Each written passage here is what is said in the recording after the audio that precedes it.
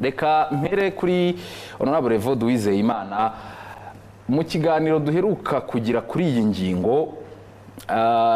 Iyi ntambara hari aho yari igeze, navuga ngo yari kiri mu minsi yayo ya mbere, aho igeze ahangaha ukurikije uko yatangiye n'uburyo navuga ngo isa n'iyatunguranye, ni ibiki birimo kuyibamo hafi nyuma y'amezi abiri wavuga uti ibi byo abantu bari kubyitega, ariko hari n'ibyatunguranye kugeza amagingo aya abantu batari biteze muri aya mezi hafi abiri igiye kumara?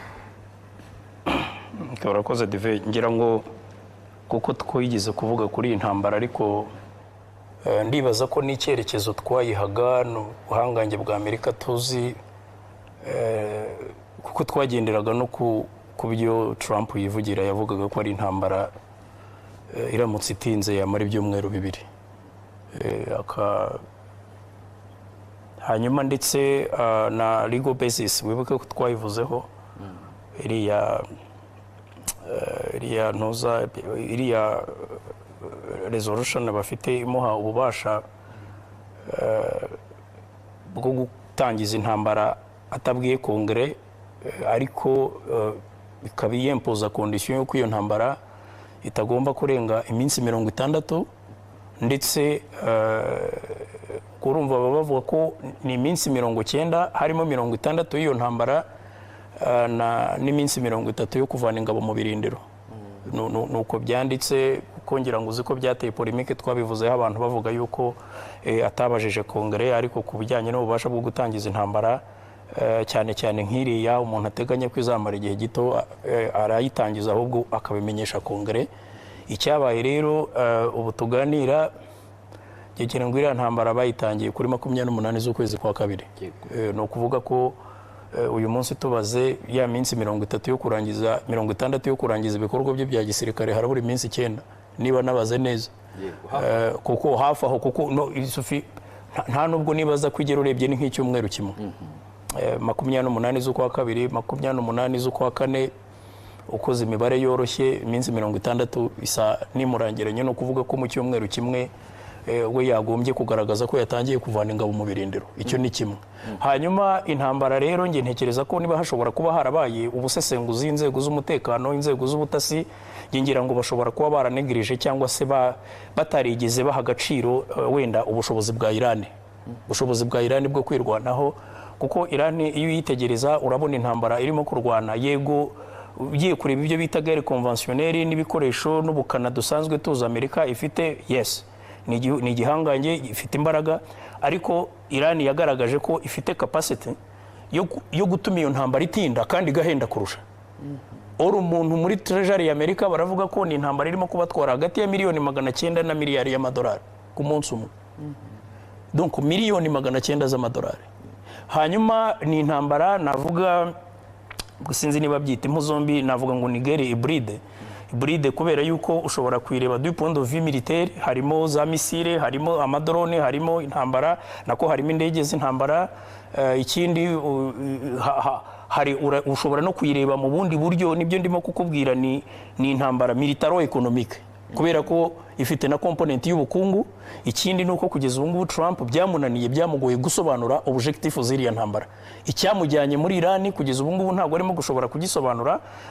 Ndetse ikindi nuko anamerewe nabi muri Amerika ubwabyo, mu banyapolitike b'abanyamerika n'abaturage, kuko mu minsi ishize amaze kubona za isheka arimo kugira, yahamagaje inzego z'umutekano, abantu ba CIA n'ibiki, avuga ati tugomba kongera kwicara tukareba l'arsenal militaire yacu.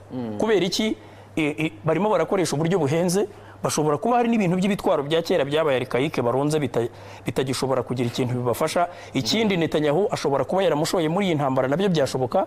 Ariko mu bigaragara Trump urebye muri make intambara isa niyamunaniye, arimo arashaka exit, ariko exit ya yindi bita donc kureba uko yayisohokamo, ariko nanone adasebye. Ndangiza kera wenda reka mpera aho ngaho, buriya mu giturage ahantu navukiye hariya ku Ntenyo iwacu, buriya ihene urayizi, ihene buriya ikunda ibishyimbo byumye bitetse biri mu nkono. hari amazi batekesheje ibishyimbo bayita amaminino. yego Hari igihe rero iseseramo igaseseramo igiye kurya biriya bishyimbo ariko yajya kwegura umutwe ngo ivemo nkono bikayinanira. Bigenda gute rero? Icyo gihe aiza urareka ihene igahera umwuka iri mu nkono cyangwa ukamena inkono. Ubu rero niho tugeze muri Moyen-Orient kuko ni inkono y'icyungo niyo bavugaga kuko isa n'ifite uduhembe iyo yagiye gutya ikajya kweguka twa duhembe dufata mu rugara rw'inkono ntabwo ishobora kuvamo. Njye ngira ngo ni ikintu cyamugoye kumanika agati wicaye waje muri make iyi ntambara kuri Trump yamubereyemo surprise nyinshi.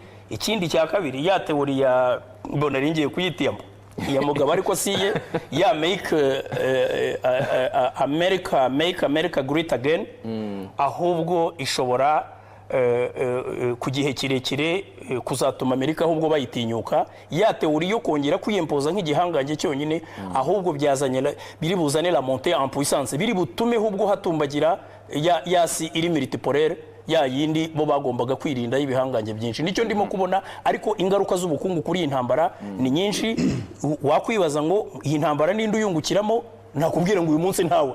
Turaza kuhagera. Ibyo ari byo byose ntabwo haba ikintu kitagira ucyungukiramo kandi kirimo gutwara ayo mamiliyari yose turimo kubona mu mibare. John Mugabo, Make America Great Again, ubushize ni bantu babonye rwose ko muri bube muhari, batuma tubarize atubwire niba koko aho bigeze ahangaha ibyo Honorable Evode yavugaga koko iyi ntambara iri mu nyungu za Amerika biratuma irushaho kuba igihangange.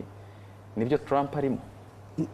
Utangira watangije ikintu cyiza, uravuga uti ni ibiki byatunguranye mu ntambara. Ufite intambara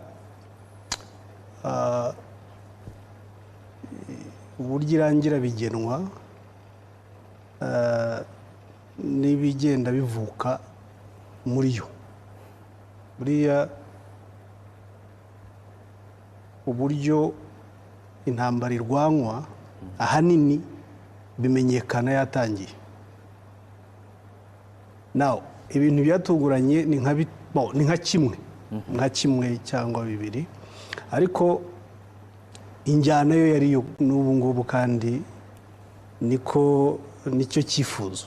Ni ubuhangange bwa Amerika, ni ukurushaho kubugaragaza, kubwumvikanisha, isi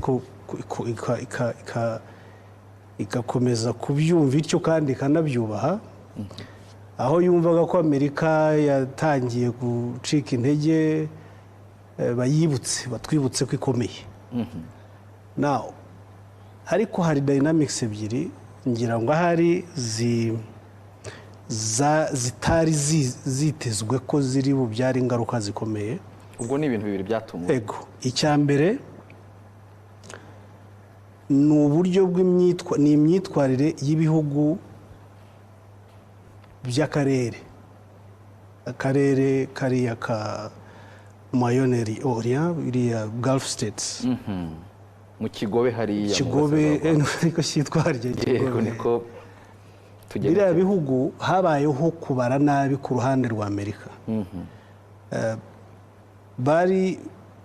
Ni ibihugu byafatwaga nka allies haryo ubwo ni iki? Inshuti za Amerika. Amerika ifite y'ibirindiro, yumvaga yuko iyi ntambara itazayirwana yonyine. Iyo niryo kosa ryakozwe mu butasi bwa Amerika. Yumvaga yuko kuriya kuntu Irani irasa mu bindi bihugu biri butume ibyo bihugu nabyo byinjira mu ntambara. Kuko hari ibyangiritse, Dubai ibibuga by'indege byararashweho. Ntabwo ari ibirindiro bya Amerika gusa byagiye bigira ingaruka mu kwihorera kwa Iran gusa, ariko n'ibihugu ibyo birindiro byarimo hari ingaruka byagiye. So yumvaga biri buhagurutse umwuka wo kwirwanaho, intambara ikaba irasangiwe. Bigatuma Amerika imbaraga ikoresha yo nkayo zitari bube nyinshi cyane, kuko wibuke ko harimo Israel, n'ibyo bihugu byose bikaba biri mu ntambara yumvaga ko yabaze neza kandi koko mu myumvire y'umuntu uwo ari we wese nta muntu wumvaga yuko waraswaho amamesiri angana nko kuriya uburyo bayarasaga wowe ugaceceka ubwo turavuga ibihugu byagiye biraswaho nka za Katare za Saudi Arabia ibihugu bikomeye bifite ubushobozi Zunze Ubumwe z'Abarabu yego ariko biraceceka iyo ni intuza ya mbere yatunguranye icyo cyaratunguranye nta wari ukiteze na Amerika ibyo bihugu byaraswaho bikicecekera ntaho biba ubundi ntaho biba kuvuga ngo urarashwe muri zirakarengane nta ntambara washoje bakumishijeho amasasu imvura y'amasasu uracecetse na Amerika byarayitunguye iyo yari izi ahubwo ni nayo yatunguye cyane mu mibare yayo yatekerezaga ko yumvaga yuko intambara iri bube y'akarere niyo mpamvu yumvaga ko iyi minsi twavugaga amezi makeya Trump mu mibare yumvaga ko intambara iri bushoboke ikarangira kuko yari yateze imitego yumvikana yuko iri bwihutishwe n'imbaraga ziri buyirwane nawe asanga asigaye izo mbaraga ntazihari kuko iyo aza kuba ari intambara y'igihe kirekire byari gusaba ko ayinyuza aho intambara z'ibihe birebire zinyura ariko ahangaha yayifashe nk'intambara y'igihe gito kubera uko kwizera yari yiringiye ko iri burwanwe ku mpande zose Israel irahari ibyo bihugu byo mu kigobe birahari kandi bifite ubushobozi burusha ubwa Iran abaratunguwe cyo ni icya mbere icya kabiri ntabwo yasobanukiwe ndimo gushakisha ijambo ryiza kubera ko mbuzi iri zima riruta iri ngiri Trump ashobora kuba atari yagasobanukiwe icyangiro afite muri politike yo mu karere aherereyemo kuko ibihugu byose bigize NATO harimo Ubufaransa ibihugu byose Canada byose byanze Ubwongereza bamwe bati no iyi ntambara ni iyawe gusa ntabwo ari uko bari bananiwe kumenya ko iyo bayirwana bakayitsinda inyungu zari gusa n'ubundi bari kuzangira nk'uko basanzwe basangira izindi ariko ntabwo Trump yigeze mu mikorere mu miyoborere yigeze aba umunyapolitike yaranzwe n'agasuzuguro ndengakamere kuri bagenzi be bimuha icyangiro gikomeye cyane ku buryo politike ya Amerika yarayanduje ku bijyanye n'igikundiro cyayo mu karere yitwa ko abarizwamo ariko n'ubundi imibare ye se yari iyo ko abandi bamufasha kubera igikundiro imibare si yayindi yo kuvuga ngo reka tumufashe nyine kubera igitinyiro ahubwo ntabwo bene nk'abariya ntabwo bagufasha kubera igitinyiro biriya bihugu ntabwo bigufasha kubera inyungu kandi inyungu ku buryo bigera naho na Espagne ivuga iti ibi birindiro bya gisirikare bya Amerika biri hano ntabyo muzakoresha muri iyi ntambara ntabyo muzakoresha kuko ntabwo twisanga mu nyungu z'iyi ntambara kuko uburyo yateguwe nibyo nakubwiraga ntabwo ari intambara yaganiriweho mu nyungu rusange z'ibitwa ibihanganye ni intambara yatangijwe n'ubuhangange na ego ya Amerika ubwikanyize bwayo ubwikanyize kumva ko kandi koko kuri we niko yabyumvaga ibyo rero bigira cost bigira igiciro igihe utabanje uribuka ziriya ntambara za Bush zose za Iraq n'iki ni intambara zabanzaga gukorerwa lobbying ifatika nta lobbying Trump yakoze kuko yumvaga ahari babyita traditional allies be bagomba byanze bikunze kwisanga mu nyungu kugira ngo twanamubonye asa naho nawe yatunguwe nabyo exactly so izo dynamics ebyiri zaratunguye ziramutungura ariko zinatungura politiki yari imenyerewe ya gashakabuhake tumenyereye politiki ya gashakabuhake tumenyereye isa naho yaradutunguye twese izo ugashyiramo n'utundi dukeya ko habayeho ubutasi butuzuye ku ruhande rwa Israel ku bijyanye n'ubushobozi Iran ifite nk'uko yaravuze honorable bwo gutinza intambara nako Iran kuba yatinze itari buyitsinde ariko ikayitinza ibyo bita guerre asymétrique au fait. icyo ngicyo ubutasi ntabwo bwagikoze neza umenya ngo yego dushobora kuyirimbura nibyo ariko hari angles Iran ifiteho ubushobozi bwo kuba yayitinza y'amezi agenerwa n'itegeko nshinga akarenga. yego ibyo rero nabyo nagihita ikosa ku butasi busangiwe bwa Israel na Amerika. Muri make rero numva ko ibyo nibyo bitumye intambara igorana kandi igiye kuba igihe kirekire kubera ko hanini irarwanwa mu buryo butari ubwa gihanga, butari ubwa buvanzemo kamere y'ubwikanyize cyane kurusha. ngira ngo abantu baracyatungurwa rero ubwo ngubwo niba ari uko bimeze kugeza amagingo aya abantu baracyatungurwa. Profeseri Karuranga, nahoze mbona amashuri akomeye na za kaminuza muri Leta Zunze Ubumwe za Amerika zakoze ubushakashatsi ku cyo twita ikiguzi cy'iyi ntambara. Ngira ngo nka Harvard Kennedy School yo iheruka kuvuga ko ikiguzi cy'iyi ntambara kibarirwa muri miliyari 2 z'amadolari buri munsi, nk'uko n'abandi babikomojeho, bakavuga bati iki ni ikiguzi kiremereye. Urebye icyo Amerika isobanura ku mpamvu y'iyi ntambara n'ikiguzi cyayo, ntacyo bitwaye. Ku mafaranga ntacyo, arabayabona hari n'abayabura. Kubayabona ntacyo bibatwaye, kubayabura ni ikibazo. Ariko ahubwo reka nuzuze bagenzi banjye kubera ko icyatumye binatinda cyangwa binananirana muri strategy buriya zaba iz'ibihugu, zaba iza entreprise, zaba n'iz'igisirikare, tugira ama école de pensée namwe.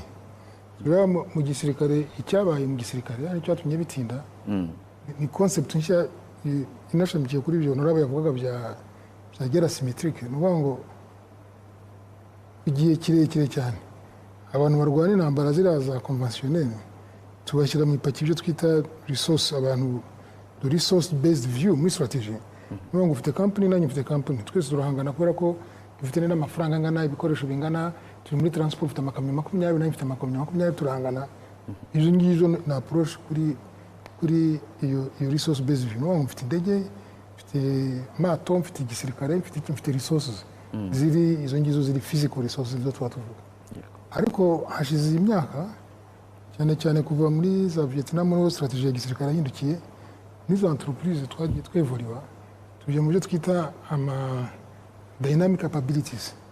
So the dynamic capabilities view ayitandukanye na resource based view. Ni ukuvuga ngo nka capacity yo kuyadapta kuri change ubonye. Ngendaje ubushobozi bwo kujyana n'ibindi. Ngendaje mfite indege, mfite F-35 sinshobora kuzimanura, ndakurashe uko nshaka kose. Ariko noneho uburyo niyadapta kuri iyo strategy. Ni ukuvuga ngo bo bazanye iki, barareba F-35 igura miliyoni 100. Iran yagiye kurambarwa imyaka hafi kuva Shadira yagenda mu 79 iri kurambarwa ama Phantom babaga bafite ziriya za F-15 zishobora gukora kubera ko nta mapièces de rechange. Rero bakora investment mu bindi bintu biri alternative, bira bintu by'amamisile, badevelopa programme ya misile. Yego. Ushobora gutera ku buryo na bira bya Patriot bizisama, ushobora kuzisaturatinga ukohereza nyinshi ku buryo ntiyabura izigerayo. None bafite n'izifite precision.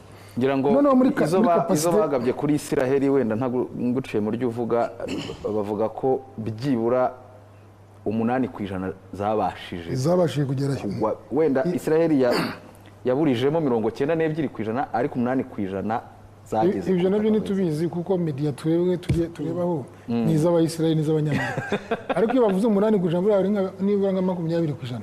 Ariko aho ngo twareke kuri imisi ko turacyari muri resources. Nibyo twaba. Rero ngorekero muri mu capacité dynamique abilities Iran ya develop zabatunguye. Ari nacyo cyatunguranye cyane, ntabwo ari ikindi. Ni ukuvuga ngo ku mubare wa Israeli n'umubare wa Amerika kuri zino ngabo zisanzwe classique conventionnel, barakubwira ngo iyo chef apfuye tuzabanza twice chef tuzica perezida tuzica abajenero tuzica abantu bose ubwo abantu bazakwira imishwaro intambara izahita ihagarara niyo ya minsi 8 nyine bavugaga 6 kuko plan yo kubica yari yarizwe bakubwira ko Netanyahu yagiye muri Maison Blanche akabyerekana ukuntu bose azaba humbahumba kandi koko yarabikoze so the dynamic capability concept ni ngo iyo ubashe kurangiza ubuyobozi bw'abantu abantu bireorganiza gute nicyo Iraq cyatunguye abantu muri Iran cyatumye kitabaga muri Iraq muri Iraq baraje barakubita n'ibiki byose aba-Iraq bashaka kurwana nabo n'imbaraga z'indege n'intambara n'amablende basanga wapi ntabwo byari kuvamo ariko abangaba bo baraguye batereka datwe ntabwo turwanije ibyo ngibyo chef arapfa backup nk'eshanu zirari ziri tayari zigihita zikora ako kanya noneho tukagira decentralisation y'azantuza wibuke ko bafite ingabo nk'eshatu bagira ingabo zisanzwe bakagira abantuza bari ICGR bari bitare Garde de la Révolution baturutse baturutse kwa Khomeini yaraje asanga ingabo zitinda kumwemera gato ariko nyuma y'ukwezi zemera nka coup d'etat ariko asanga atari zitizewe cyane kubera ko nyinshi zari zashadira ashyiraho amadarasa yabo ibyo bitaga amadarasa batangira ba Garde de la Révolution aforma corps ni nka armée parallèle rero muri urumva iyo distribution yapfuye ije n'aba Occident abazidant barazi ko barwana n'intambara n'ingabo ziri ku murongo zifite chef zifite komando abandi ni carrière ni ibintu bitandukanye tentaculaire buri muntu afite uko coping na change chef arapfa nta panique undi agafataho uwo mu yindi province agafata wahe Misiri akayirekura uriza fana akarekura ibyo bintu byatunguye Israel bitungura Amerika so ni izo capacité dynamique iyo capacité yo guhindura no kuyadapta kuri change kuri théâtre ya za operation ntabwo tutagenda kuri hano mu Rwanda byarabaye struggle yose ya RPA na faru ko byanganaga bisubiyemo wasanga ama capacité dynamique ya mobilité guhindura gukopinga n'urugamba ko rugenze no muri strategy na za entreprise ni kimwe ufashe nk'ibintu by'abantu bazi nenda korana nka za Amazon za Barnes & Noble acuruzaga ibitabo muri Amerika Amazon za fully online ije fully online Barnes & Noble tugiye kuyihamba nayihimba uburyo yakora ibyo twise brick and mortars ihama online ihama na physical muri Airbus muri nakugira muri industry zose ko zagiye zihinduka ziyadapta Iran rero yabashoboye kwiyadapta ku bintu birusha imbaraga kandi birusha imbaraga no kuvuga ngo ya concept ya symmetry ni ikintu muri cost harimo asymmetric cost ngiye nkoresha F35 ya miliyoni ijana z'amadolari ariko ngiye nkagubombarda nkoresheje drone y'ibihumbi 5,000 icyo kidege nkagiswanya nkayikorera iwanjye mu igaraje ahantu iyo nambero Iran yari yariteguye kera cyane bafite abastrategie bakomeye cyane so rero ikiyobora business uyu munsi ikiyobora ibihugu nayo capacité dynamique kubasha gukopinga na change kubasha kwiyadapta kuri change ako kanya ariko ntutegereze kubasha reba nko muri industry automobile nenda tubwira abantu ibintu babisangaho Abanyamerika barani gukora amamodoka electrique imodoka z'amashanyarazi uretse Elon Musk umusazi waje akavuga ati genda zikora ariko Elon Musk we ugereranyije n'ama platform ya Ford ya Chrysler n'abandi nabari abashuvuri ntabwo shuvuri izo imodoka electrique urabona twanye muri Amerika rabizi ariko abantu baraje bashya abashinzwe bazana ama capacity dynamique yabo barazikora bazikoze ubu industry automobile yose iri gukurikira byanayinaniye Volkswagen byayinaniye guhangana na BYD nuza ziraza guhomba hoho no guhomba no ku rugamba ni kimwe buri ama capacité dynamique niyo yobora intambara z'iki gihe kubasha kwiyadapta kuri change kuinventa gashya kugira akantu kadahenze kugira akantu kari mu nshere that's iyo ngiyo ni irangero ikindi kintu rero gikomeye buriya umuco ni ikintu giteye ubwoba urumva indi speculation bakoraga baravuga batoki uzi ko hari za manifestation bakavuga ati buriya bwo barimo kwijundika buriya butegetsi ariko bakabubara nabi abantu bije ku butegetsi nibangaye kari 10-15% nanone subira inyuma Shadira bajya kumwirukana revolution islamique ijya gutangira muri 79 nende utarajya muri primaire ngira ngo ariko gihe icyo gihe yaratara niho yavutse ahubwo ntarabahonga iyo yose yari nziza cyane kuyitegereza yatubwiye twiyebaga twira kugira ngo bari abantu abarurijeho bita abamola n'abandi bose Rusha yari yakoze politiki nziza cyane uzasoma ibintu byitwa White Revolution twese twasomaga New York Times tugiye tugasoma Newsweek tukabona ko there is a country yitwa Iran igiye kuba muri Big Five ndege ifite ibintu byose bakora ibintu ariko akagira ibintu bya corruption akagira ibintu bya savak byaterorizaga abantu akagira baramwijundika none akagira n'abarurijiye isilamu yabo bakumva abashitse bagiye gutakaza pedale barimo kugenda muri Occident byazanye ibintu bamufata nk'ipica. Abo bose harimo parti communiste, harimo abarorije, harimo abaki bifuza ko shagenda, ariko ntabwo bifuza ko abamora baza, ariko abamora abarorije bakora alliance stratégique n'izo parti d'opposition, ariko kari akantu ka opposition ubona kakiba muri Iran, ariko kari ubwako ntabwo kari represent 80%, ku buryo utekereza ngo ni bombarda Tehran ngo abandi bose bazaza bamfashe. Ibyo nabyo ntabwo byabaye. Kubera iki? Kubera ya culture yabo, abaperse n'abantu bakomeye bigize kuyobora isi, bigize gutegeka. Ntabwo waza uri umunyamerika umaze gutsindwa muri Afghanistan warakoze amarorerwa muri Iraq, kandi Iraq buri majorité ni chiite, nuko abasuni aribo bari kuri ubuyobozi cya Saddam Hussein, ariko ni abavandimwe. Ntabwo rero wari umunyamerika warakoze muri Iraq ibintu wakoze muri Iraq uvuge ngo bazaza ngo bakwakire n'amaboko abiri. Ibyo nabyo bawubaze nabi. So izo capacité dynamique, réaction d'un peuple, d'une culture, y'abantu bafite umuco, bafite iki. So rero tusubiye kuri cost. Cost nakubwiye ko ifite ni nk'igikoroto kigira inuze ebyiri, harabungukiramo hari n'abahomberamo. Nawe ikibazo abayobora politiki Amerika nabaye, abantu bayobora politiki Amerika ni ibiceri n'interi, ngo iyo abantu b'abanyabiceri barushije ibiceri nyine abandi barusha n'amajwi. Ngo uyu munsi uravuga ko hari abaherwe b'abanyamerika barimo kungukira muri iyi ntambara. None ujye kujya kuri New York Stock Exchange urebe ziriya entreprise zose zikora ibintu bikorwa muri iyo ntambara. Fata nk'indege, none reka dukomere kuri F-35 kuko niyo ikoreshwa cyane n'igezweho. Buriya F-35 iyo urebye supply chain yayo ikorwa n'ibihugu nk'10-15, ariko architect ukomeye ni Lockheed Martin. Action za Lockheed Martin muri no minsi zikubye ziyongeyeho 30% mu mezi 2 gusa. Ku isoko ry'imari n'imigabane. Umuntu ufite shares muri Lockheed Martin biriya bitugura bya Bralirwa hano kuri stock market. Yego 30% mu kwezi kumwe. Buretse none waguze BAE system kuko iyo ukora indege ngo tujye muri manufacturing, iyo ukora indege ufite components zitandukanye, hari ukora umurizo, hari ukora moteri, Pratt Whitney yakora moteri yayo, BAE ukora amababa, ukora amababa ukora iki.